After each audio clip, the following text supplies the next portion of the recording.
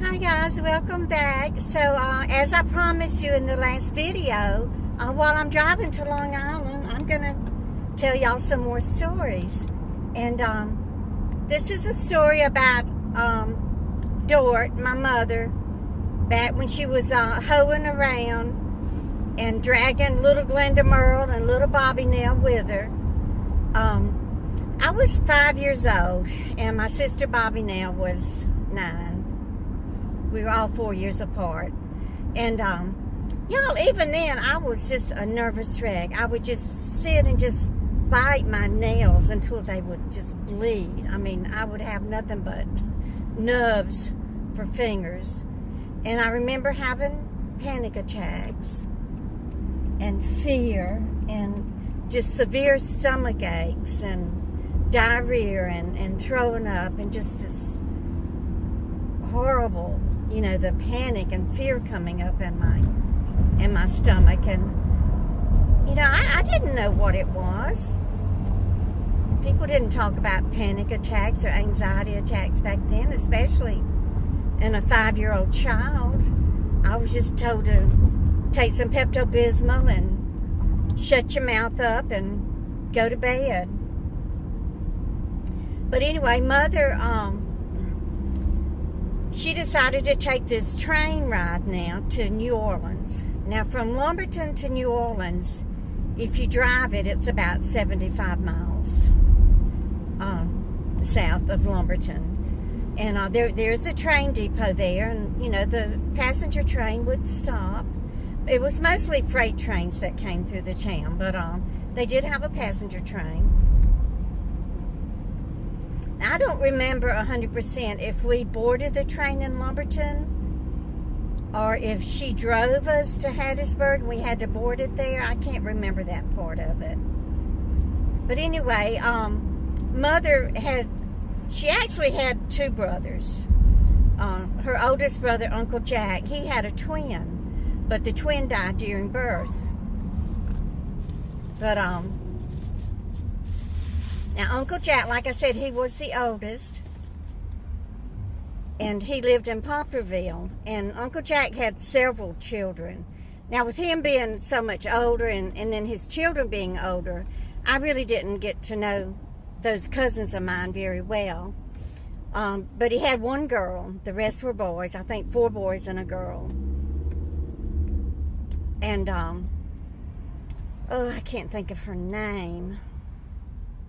Betty Dearman, that was her name. Anyway, Betty lived in New Orleans, and she was a waitress in a Chinese restaurant. And she lived in a little room above the Chinese restaurant. So some way or another, Mama and Betty concocted this little rendezvous for Dort to come to New Orleans and meet a man. I reckon it's somebody that Betty knew from the restaurant, and so Mother wanted to go there and have her little affair or rendezvous with this man. So she drug little Glenda, Merle, and little Bobby Nell with her. I think I probably vomited all the way on that train. Oh, I bet that carriage was stinking from me vomiting from the fear in my stomach. And I couldn't even explain to Mother, you know, what it was. I was just so scared because she kept telling us, you know, don't you tell your father. If you tell your father, then he's going to divorce me, and y'all are going to have to live in an orphanage. So, of course, you know, she put the fear in all of us. And we never, ever told Daddy. And, you know, I don't think Daddy ever knew about Mother and all of her affairs.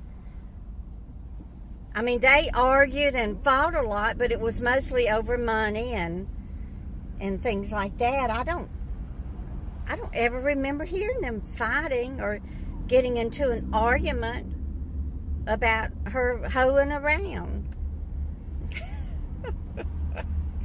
Ain't that a shame for children to have to witness something like that? And but anyway, one thing that I remember about that trip was my cousin Betty had these little Chihuahua dogs, and her apartment had wood floors, and the little Chihuahuas, you could just hear their little toenails. They would just run all over that apartment, and those were the cutest little dogs. I don't think I had ever even seen a Chihuahua before, and I had certainly never heard a dog, clicking its toenails on a wood floor. In Lumberton, all of our dogs were outside dogs. Never were they ever allowed in the house. And also, I remember eating in the Chinese restaurant, and I remember eating egg foo young. I remember exactly what it looked like on the plate. I remember what it tasted like. I remember that it was covered in like a brown sauce. It was crunchy. I guess it's fried. But I ate it. I don't remember throwing it up, but I know that to this day I cannot eat egg foo young. That was such a traumatic experience for me.